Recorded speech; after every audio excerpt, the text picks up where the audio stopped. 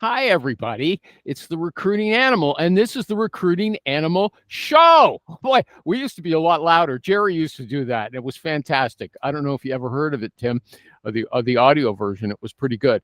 Okay, so today is July 17th, 2024. I got it. A few weeks ago, I looked at the recording and I said 2022. Sometimes I say 2025. I am not in Joe Biden territory yet, but it scares me, I have to admit. And you've got a little cat or something walking around there. It's my dog. Right? What do they call it when you've got a pet on the airplane? You have to take it. Yeah, your emotional support animal. And right now she seems to be bringing in her food to eat in my office. So. Okay.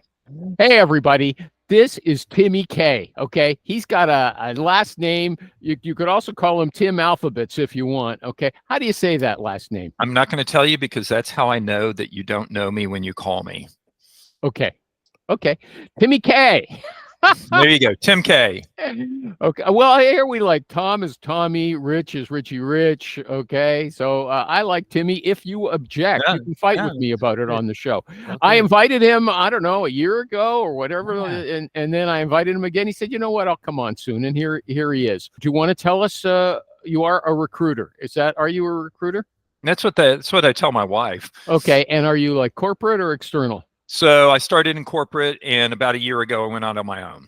Okay. Do you have a niche that you'd like to tell us about? You don't have to. No, we do general. Okay. Now, I have a complaint today. Okay. And you might have seen it. I think you did.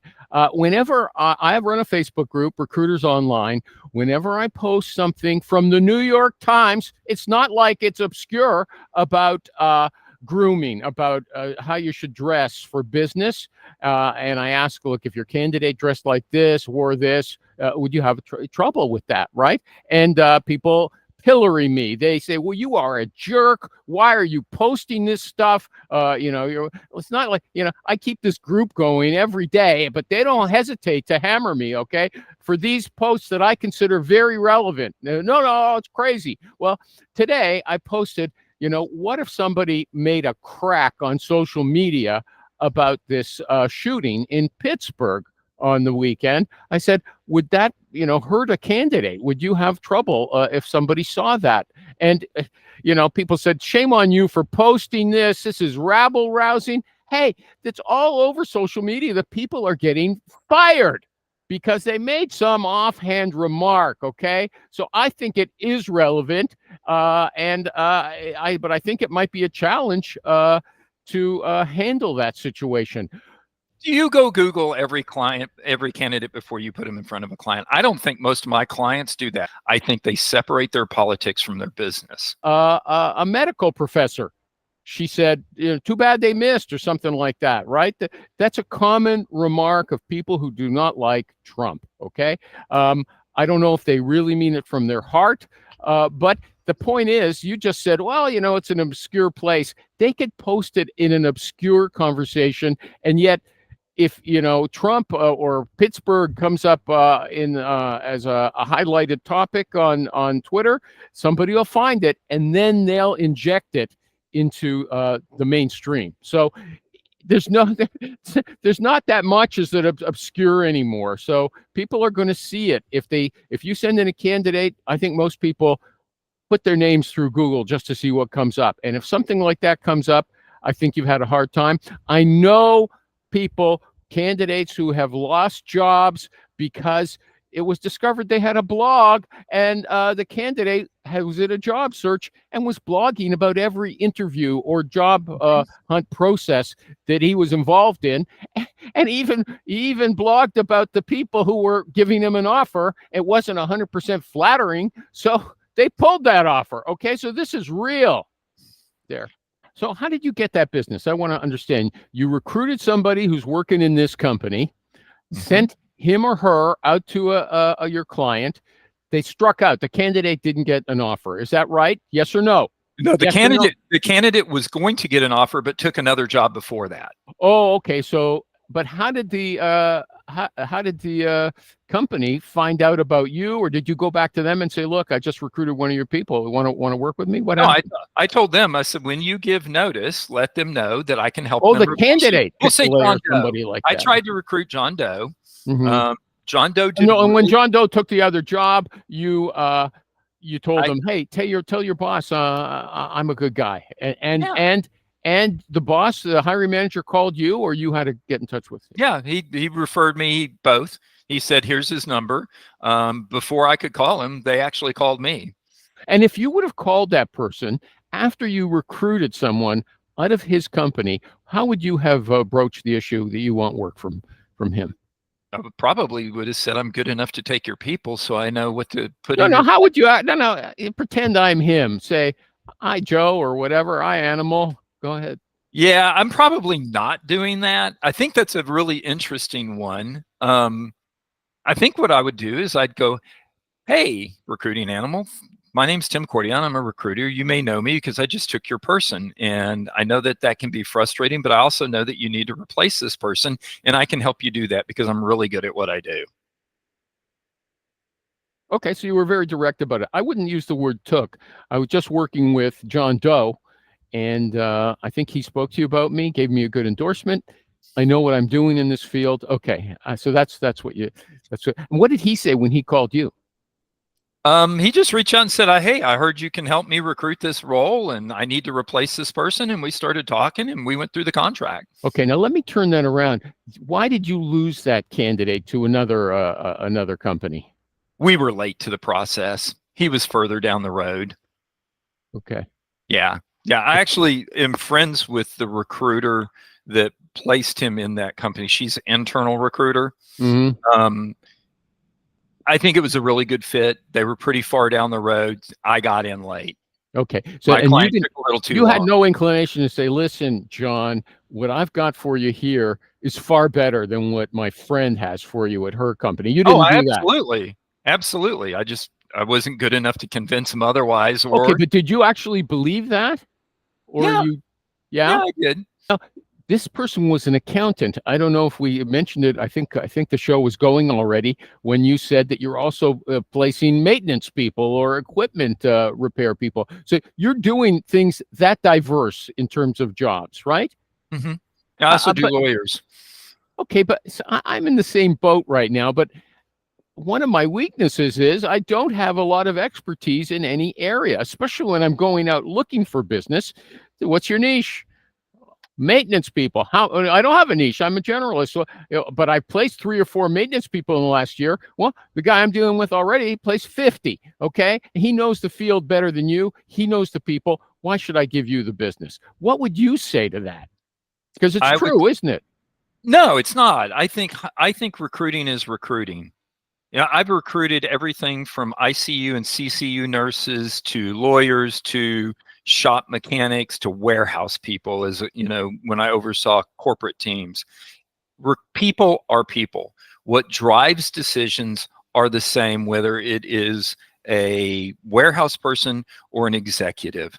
You can boil them down. Now, they may be different. The timelines may take a little bit more. And yes, there are things that you need to learn, like I don't do IT. Like, okay, on IT, that's probably hyper technical. Someone like Amy or whoever is going to be great at that. But you can gear Well, up and let me learn that interrupt pretty you with quick. you've got a nurse, so you're recruiting on a nurse. You've got the hiring manager on the phone, and you have to ask everything. He can't just or she can't just tell you this is the kind of person, put a label on it, and you know exactly all the key questions, all the things you should be looking for. You got to take a half an hour at least to say, what do you want? What's the key question? Sure. You know, Sure, you're going to do an intake. yeah, but hold on, You can take doesn't a that job description and break it down. yeah, but hold on. Doesn't that erode their confidence in you? This guy doesn't know anything about what I do. How am I going to trust him I don't to agree do a with good that. job? I think you can build value in relationships. And honestly, I don't think people make those rational decisions. I think they make emotional decisions. I think if they like you and they understand and you have enough knowledge to understand the job and what they're looking for, you can do just fine. The problem that you're struggling with is they don't like you. They don't like me. Okay. That's probably true. Okay. Now, now the thing is, okay, it's out in the open, everybody. Okay. The thing is, what about when you're recruiting people? You don't know anything about nursing. Okay. So you're calling these nurses and you're saying, I found you on LinkedIn or some other site or somebody referred you, but I don't really understand what you do. Can you explain it to me? Is that what you have to say? Do you I tell think them I don't know your field? Please excuse me. here's what I would say. This goes back to our belief, my belief, that you can teach somebody to be a good recruiter or a basic recruiter on the front end pretty quick. Gear up. If they're smart and they're willing to work hard, I think you can teach them to be an adequate recruiter.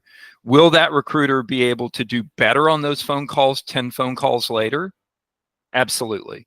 I think by the time you do that initial call, feel free. One of the questions I always ask is, tell me what you want the hiring manager to know about you based on the things I've told you they're looking for. You know it. Tell me what you want me to tell them. You should know. If you're in that business, if you're a nurse, you should know what a hiring manager wants to know about a nurse.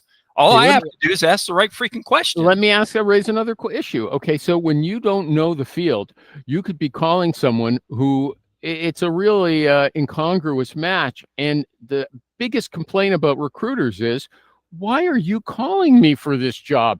Well, it's because I don't understand the job and I don't understand what you do that well. So I'm calling. Okay. So how do you deal with that anger, which is real, about being called for jobs that are really inappropriate?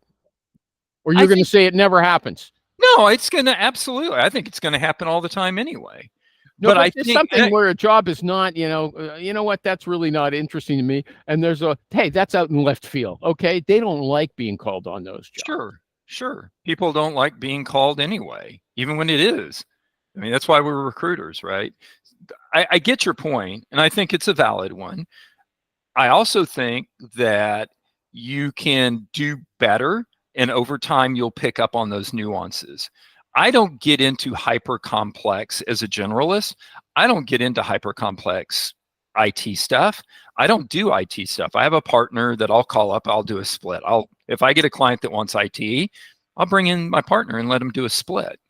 So I'm not going to do something I'm totally out of bounds on.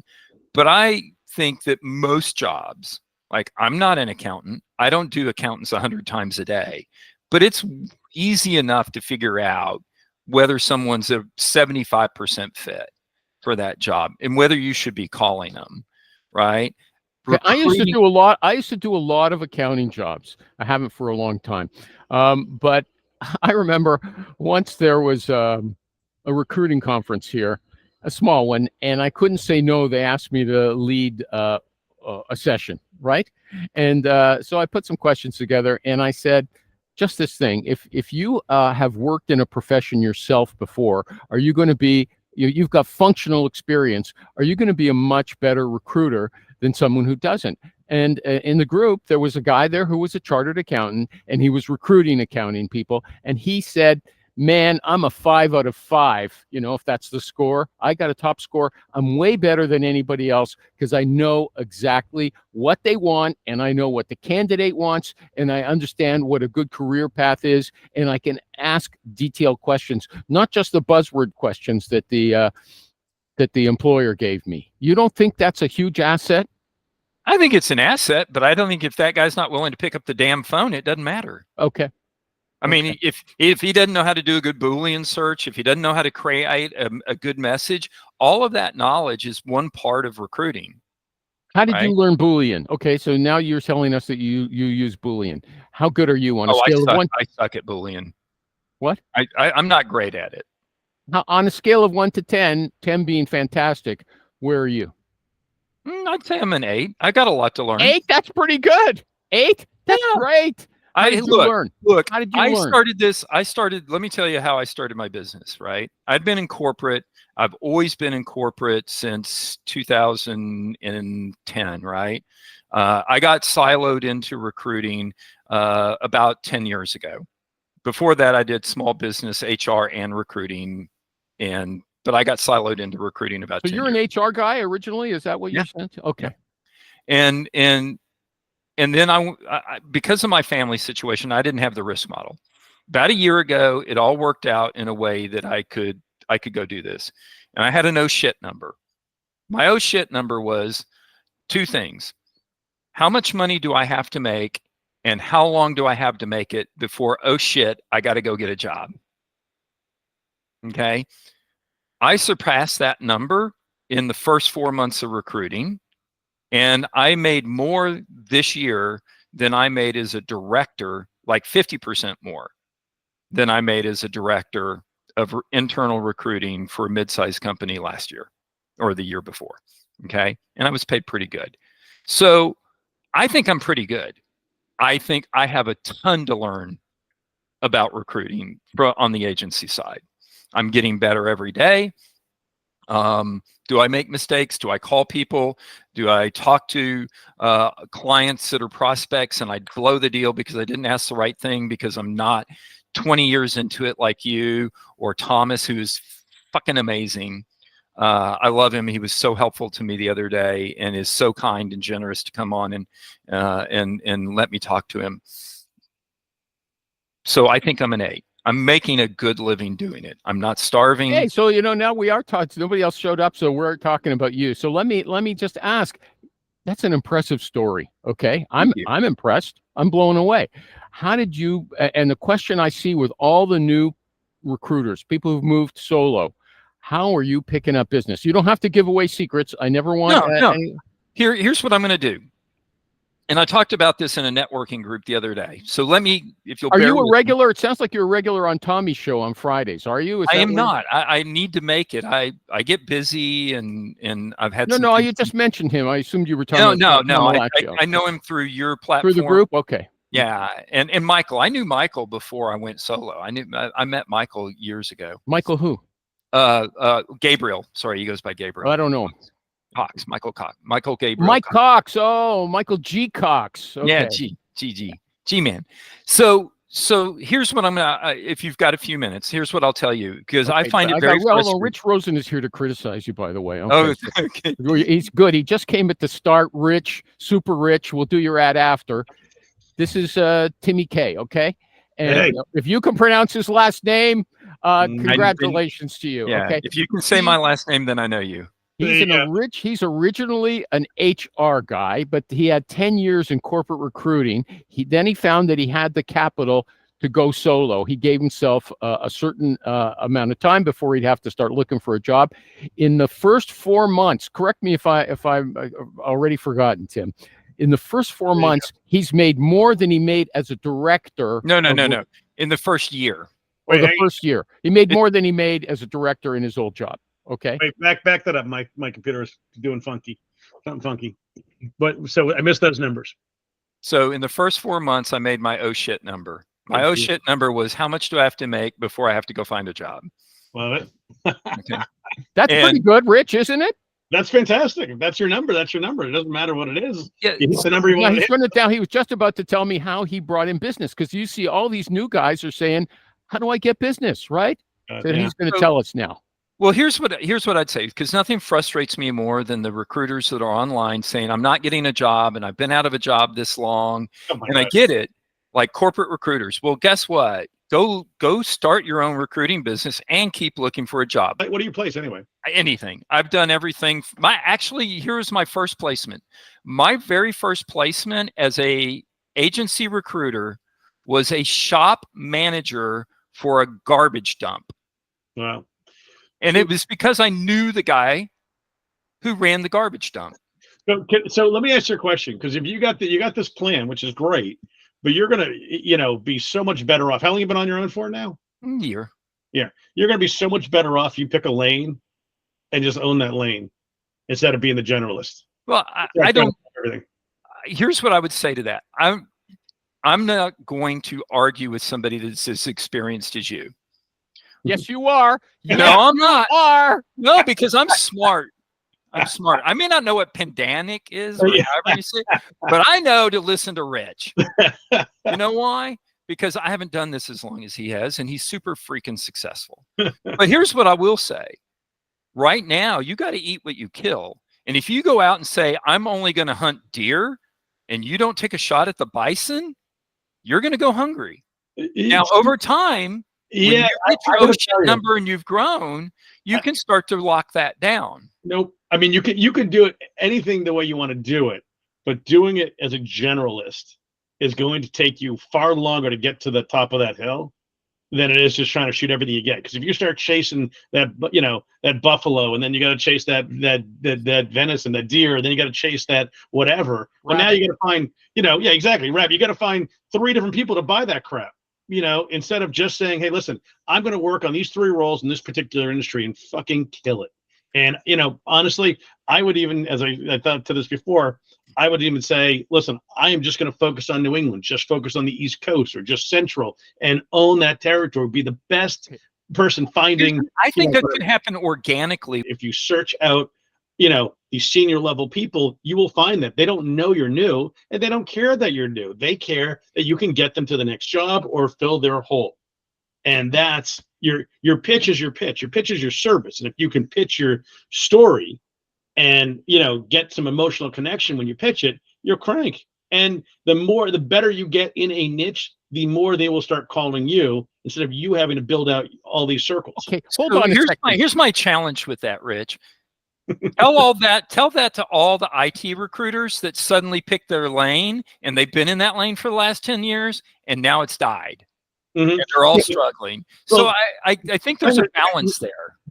There's not, because I'll tell you, I know a million recruiters and I know about 5 that are generalists that actually do really, really, really well. And the end of the day is those IT recruiters. Yeah, IT right now I'm in IT. I'm in tech sales. IT right now is not in the best spot. But you know what? I'll still crank. I'll still make a phenomenal living this year. And did I have a bad beginning? Yeah. I'm going to close 3 deals this week for like 150 grand. Not bad for a guy in a lane that only focuses on a couple of roles. Who's been on vacation for a month. Exactly. I had 23 people interviewing while I was on vacation. Okay. But the point is, it's because I've gotten known in my space.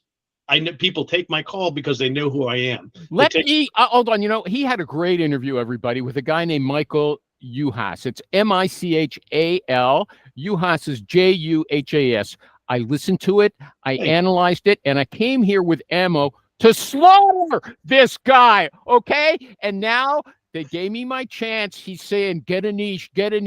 And, because you build on every search, builds on the next. You got people for the next search. You got contacts. But he told us a few weeks ago that when he starts a search, he sends out 400 emails. And I said to myself, if he knows everybody, how come he has to send out so many emails? Something doesn't fit here. Am I right? I've got a witness here who doesn't agree with you, Rich. You're incredibly incorrect, because just because you know people doesn't mean they're waiting for your call. You still have to do a mass outreach to get them to call you. Just the same as a generalist. I'm just curious, Rich. What's your return on because you've got this brand, right? You've built this brand and people will take your call. Mm-hmm. What's your response rate on those 400? I would think it'd be 400, wouldn't you? Oh, God, one would wish. No, God, no.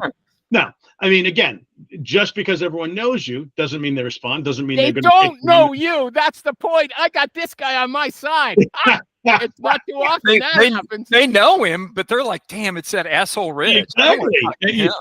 Some they might, but usually, this is what I tell my clients all the time. 90% of the market still sucks. You know what? When the market was really good in 21, 22, still 90% of the market still sucked then too. You still need those top people, that top 10% that I can attract. And that's what I can attract. So just because I sent to 400 people that I have some kind of connection to doesn't mean I actually know them. I don't know how good they are yet. But you know what? Maybe they get back to you. Maybe they don't. But I still have a Rolodex of 100,000 people that do know me. Maybe they're not right for this particular software sales search, but they may be right for the next one. But they're all in the same universe of software sales. Yeah, but what I'm saying is your niche doesn't help you build. You're still starting new every search. It sounds like to me. That shocked me. How? No, not at all. Just because I'm always expanding my network doesn't mean I'm starting new. It's expanding the network. I mean, how do you think I got 23 people at interviewing in a matter of like 5 days before I went on vacation? Thank God, someone with some sanity. Oh, yeah. Oh, that's not a compliment for you, Tim. He thinks David M. Maher up in heaven is going to agree with him. He's not wrong. I don't even know what pedantic means. Yeah, I know. We have to Google it now. Yeah. That GPT, that shit. Well, I told you, at least you can say Are we I allowed learned to cuss something on on the here? Recruiting Am I allowed Animal to Show. cuss? He taught me a word, okay? Excuse me. Okay. Yeah. Okay. Yeah, and yes, you can, Tim. Okay, Tim, you go ahead. Talk to him or whatever. Go ahead. Go ahead. No, I look, I think there's value in getting to a niche, right? A niche. You know, I think though that you will develop that over time and you can get there. And I think that when you're starting out, for me, being a generalist worked. I made really good money last year, more money than I've ever made. We're impressed. I told him already. I'm very impressed. Okay. Well, What's the number then? yeah, my wife don't give the number. thing I don't is, want you to my give the wife number. isn't impressed till I do it again. Exactly. Right. So That's the problem. Yeah. So beginner's luck, right? Yeah. But I think though, and this goes to Rich's point, you know, I'll make a good living, right? What is defining what that is for you? If that's building a big firm and having lots of people, it may be different. If you're wanting to be like me and have a small growth so recruiter, don't go on. Don't expostulate too much about. The end of the day is, listen, you know, there's undeniable proof that if you are a focused recruiter, you're going to work in the same space, in the same, you know, handful of roles, you're going to have more success. It makes sense, but I still, when you tell me that you're looking at 400 people every, I have a huge market. It's a huge freaking market, dude. There's like 500,000 software companies. But the end of the day, they're all interconnected. The point is, when you're a generalist, you're because you don't want to focus on a niche, because you're worried about a downside eventually happening, like said with some of the IT recruiters right now. It's, you know, you're so busy worried about the negative that you're never going to win. You know, every market's going to rotate and shift. You know, I mean, that's just inevitable. But, you know, you can always pivot. But I'd rather then pivot to maybe a or, you know, adjacent market that these guys could still move over there. You know, like I could move my software sales guys to services, you know, or to whatever, some other kind of something else. I haven't had to do it yet, so I don't know. But I've pivoted from healthcare to trying to figure out where I wanted to go after healthcare for a couple of years, or for about a year. It's a miserable existence, in my opinion, being a generalist. Telling you, the best recruiters I know, and I'm too broad, I think, too, to be honest with you. But the best recruiters I know, they pick a region, they pick a niche, and they crush it. Okay, can you elaborate exactly what is the value of, I believe you're right, okay, but you haven't explicated it properly, okay? Do I have to tell you what explicate means? Listen, someone read the SATs. You've been playing a lot of advanced Wordle, I'm guessing, like 10-letter Wordle. I don't play Wordle, okay? I don't even know. I know it's a game they show the people are proud of their scores. I can't do a Rubik's Cube, okay? But listen, Rich, you haven't told us exactly. To me, I understand, like Gavin explains it well. Gavin Johnston, he says, I get a very narrow niche. I make sure that I know everybody in that niche. In fact, what he said, listen to this, Tom didn't agree. He said, if I'm starting in a new niche, I'm going to call candidates and introduce myself before I ever start looking for business. He wants to talk to everybody in that niche. He says your niche should have about 5,000 people in it, and you want to know almost everybody. So, yeah. Okay, he's not sending out a million. Everybody. Yeah, what is it? A different time zone that you guys are in? Okay. Yeah. Oh, look who's here. Okay. Yeah. Okay. Mention Tommy, and he shows up. Dave's online. I mean, okay. Tom, Rich is trying to explain. This is Timmy K. Oh, this is Tim. Tim, he knows you. He thinks you're great. He spent 5 minutes telling us how wonderful you are, unless it was a different Thomas. Okay. So, yeah. So if you can hear me, Rich is telling him that you got to have a niche. And I'm agreeing with Rich, but I'm saying Rich doesn't tell us the value of having a niche. Can you tell us? Did you understand the value of the niche? Yeah, that's easy. Yeah. You totally dominate your area. You know every single player. You know every company. You know every hiring manager.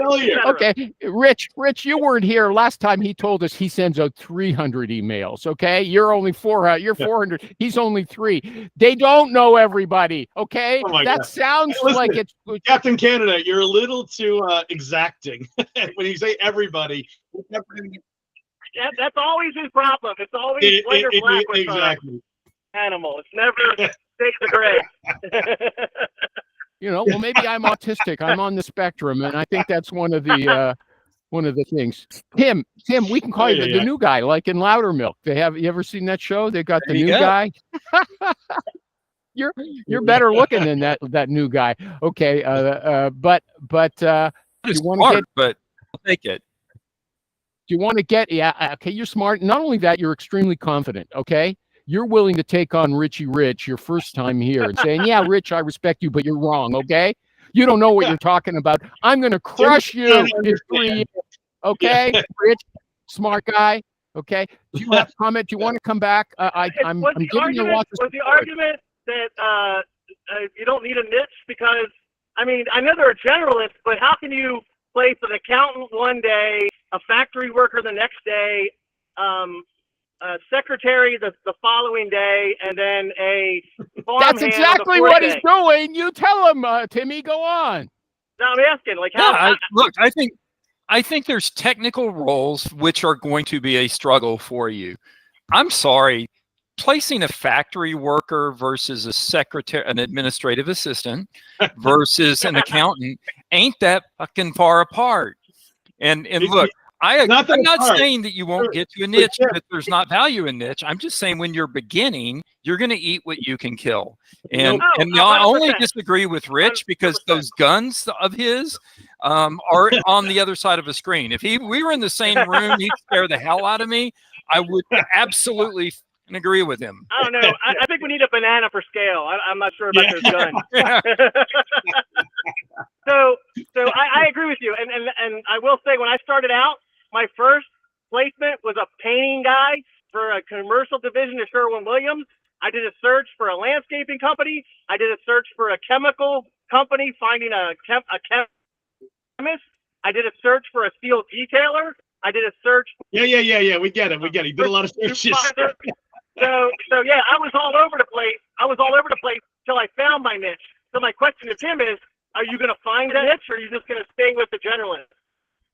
No, I eventually would like to slim that down, right? I think we've over time we'll get there, but I think that some of that will happen organically, and some of it can be purposeful as we kind of figure out where our clients are. Look, I'm in Fort Worth. Fort Worth is the world's largest small town, and I go back to, right, if you're getting into this business for the first time, like I did moving from corporate, write down everybody you know. Bucket them into the categories of client. I don't understand that. I wanted to. David Marr is actually showing his face. He's come down and materialized from heaven for a little while. I just wanted to, he must have something urgent that he wants to tell us. Is that true, Dave? Do you want to say something? No, I was just down for a bit while I'm waiting for my coffee to finish. But no, I was going to say, it sounds like what Tim does is, Tim, are you doing staffing or are you doing search work? I'm doing contingent, mostly contingent. I'd like to migrate towards more retained. Yeah, because when I did agency, some of the companies I worked for, they did staffing as part of it, and then they had contingent search that they basically would take on whatever, like you said, more of a generalist. But I was just saying that there's a big difference between search and staffing. Like, I know most of the people that join here are in search. He's not in staffing, okay? Your question to the side. Let me ask Richie and the other niche boy, okay, this question. When I was going out, striking out because I'm a generalist, and I tried really hard to get business on that one visit. It was a visit thing. I went all over the Greater Toronto area, meeting people. I'm surprised they actually let me into their offices, but they did, with my partner, who's a lot smarter than me. Okay. And they would say, look, our guy we're using now has 50 people in his dresser drawer that he could send us. And you guys are saying, no, we don't. Okay. So what value is your niche if you don't have access to those people at your fingertips? Because you still have a huge network. It may not be the. I have no hands off. Yeah. I can recruit from everybody. I Yeah. have no hands off. You're getting me. I'm stronger than new rope. I'll run through a brick wall, and there's not a single company I can't recruit from. And all your guys can. That's Rich told that to Mike Uhas as well. He said, if you're new, you should sell that weakness that I'm new. Say, I don't have any obligations. You go to a big company and they've got tons of clients that they can't recruit from. I am free. I can bring you people from anywhere. Isn't that what you told him, Richie Rich? Absolutely. And that's what you're saying too, isn't it, Tommy? Yes. Yeah, and we all had to start somewhere. Yeah. I mean, like, honestly, if that was an objective, we would never get where we are. Yeah, and when you're new, it's easy to tell people, hey, listen, I'm candidates. You can say, listen, I'm new at this. Bear with me, whatever, or help me out. Who would you call? Where would you go for this? And it's amazing how many people actually help you. If you got to play a little Columbo, you play a little dumb. When you're in a restaurant and the waitress tells you she's new or it's her first day, you give her a break. Yeah. It's the same thing in our industry. I knew a guy that said he was new for a year. Yeah.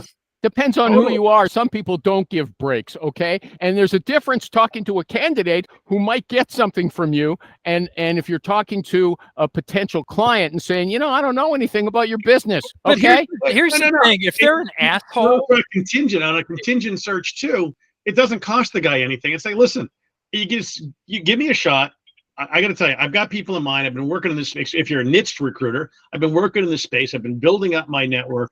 I've got some guys that are spot on for what you guys do from what I've seen online. I know you got the opening. I'd love to give it a shot. If it doesn't work, it costs you nothing.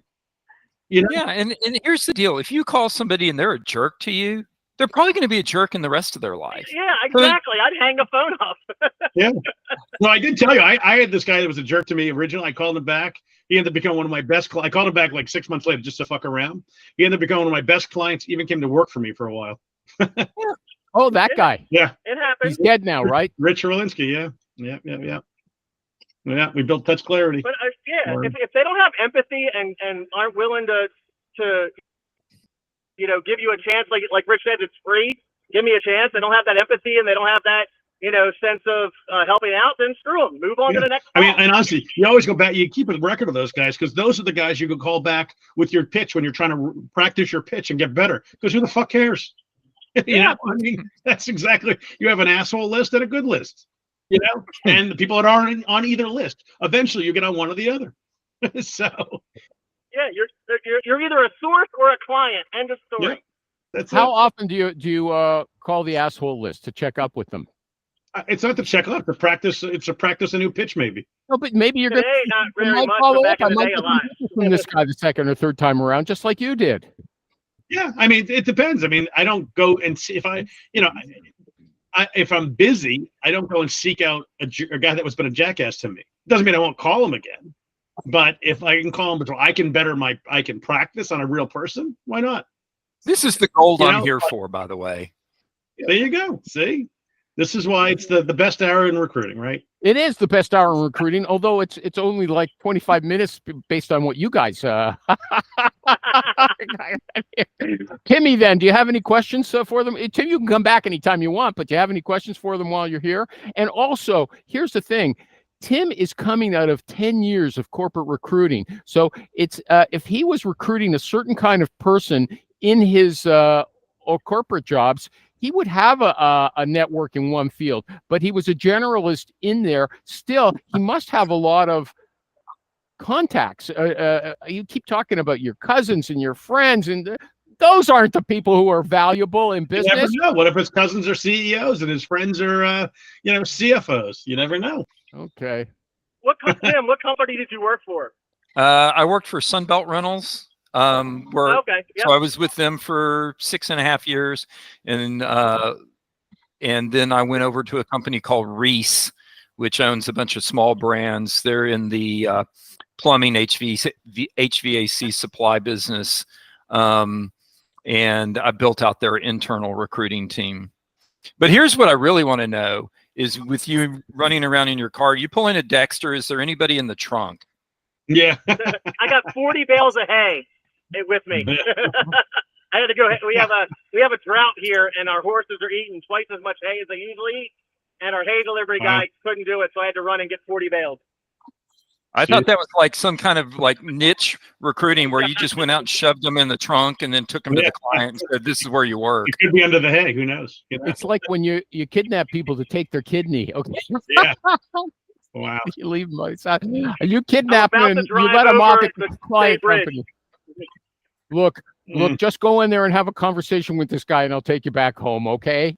You wait till the chloroform is nobody back worked there. on. There's nobody back there. Do you have any questions during this session, Tim? Anything you want to ask them or argue with them? As you can see, I'm all for that. No, I think I would. Here's what I would ask for those of us that are trying to make this transition, other than niche. I thought the suggestion on pitching your ability as new and being hungry and all of that, I thought that was a great ad, by the way. Thank you. What else would you say to people like us that need to make that transition? Because really, I get frustrated again with the people that are out there that have been corporate recruiters that are sitting there going, "Hey, I can't get a job and I've been looking for 12 months. 12 months, you're a recruiter. Yeah. Go out and do it." You worked with internal recruiters. I mean, how many of them are actually recruiters? Good question. Don't Good get question. me started. I think there's a large portion. Boy, my social media, if this gets out, will blow up. I think there's a large portion of those people that are very transactional and will be replaced by AI. 100%. But I mean, listen, there are some great internal recruiters, but there's some that are just like, hey, the resume came in, I hit the button, and it sends it to the next person to schedule. They do like a really quick screen. That's it. They're not actually recruiting. They're not cold calling and recruiting. It's selling the company. They're looking at a resume and going, yeah, he hits all the buttons. I call them. Are you a real person? Yes, I am. Okay, we're going to schedule for your interview. That's what they call recruiting. Yeah, which is crazy when they actually, like, I've got clients, they pay me a retainer, and then the first screen is the internal recruiter. I'm like, what's the point? Why? Yeah, especially after you've proven yourself. Or they have their internal recruiter working on the same search you're working on that they already paid your, it's just anticlimactic. It's kind of silly. Yeah. So what's your advice for the strategic ones that are out there that have been unemployed for 10 months and they're tired of being hungry? So now they're going to go out and they're going to make their way in the world. I mean, listen, if you're not, I mean, no one has to be an internal, no one has to be at work for a company. You can go work for yourself at any given time if you're good at this job. So if you were out for a year, you're not really. Why weren't you doing it 6 months ago? I don't get that. When someone says they haven't worked for a year, I mean, to me, just not that you're not aggressive, you're not hungry. I would never hire a recruiter that told me they've been out for a year. I wouldn't even think to pick up the phone. So let me ask you this. I'm going to bring somebody out. I'm going to bring a sniper out of the military, sniper, because that's the one that we used earlier. How long do you think it would take you? And Thomas, thank you for your answer the other day. Rich, how long do you think you can reasonably need to gear the person up if they have the right competencies of being intelligent? How long do you think it would take you to get them to be reasonable enough that someone else would go, "Oh, I want that person"? I mean, to be a recruiter for you. Agency, yeah. I mean, honestly, it shouldn't take long at all. I mean, I think within 90 days they should have made a deal. And I think you're right. Yeah, I mean, but again, depending on the niche you're in, the market you're in, whatever it is, you can make deals quickly. That doesn't have to take 90 days. It's all about working smart and working with companies that you actually want to work with and companies that want to work with you and not working on, most people are just so, they're desperate to work on anything. And they end up working on really bad searches that waste their time and burn them out, which they then flame out of the business. Instead of waiting for quality opportunities because, maybe they don't have the money, which then they probably shouldn't be in this business anyway at the beginning because it can potentially take some time. I think you hit, going back to your niche and generalist this discussion. I think that's a really great point, because when I first started doing this, to your point, I took some things on I probably shouldn't have. Sure. Everyone. And my goal was to hand them off to a partner, but they had other things going. They couldn't prioritize it, and I ended up trying to work it, and I blew it. I made a bad impression. I'll never get that client back. Right. Yeah. But did you blow it, or was it just a bad search to begin with? I think it was a little bit of both, but I think I had a big part in it. I think I could have made it a good search if I'd been better in that niche. Right. And so I think I did take some things on early on because I wanted to have business. Right. So I think now you're confessing. Okay. I challenged him on this exact thing an hour ago. Okay. And he didn't reveal that. It's like, it's like you loosen the jar, so. Well, look, I in a world of black and white, I think there's a lot of gray, and nuance gets lost in social media and in conversations too often, right? Yeah, not on this show. Okay, so we're at the end. If you guys want to go a little longer, I got another question for you. I got to hop. Everybody's got to go. Okay. Timmy K. Okay. Thank you for coming. First time I've been talking to him. Richie Rich, we'll do your ad next time. We did it when you weren't here. Run our summer okay, special. but it's a little late. Want a discount?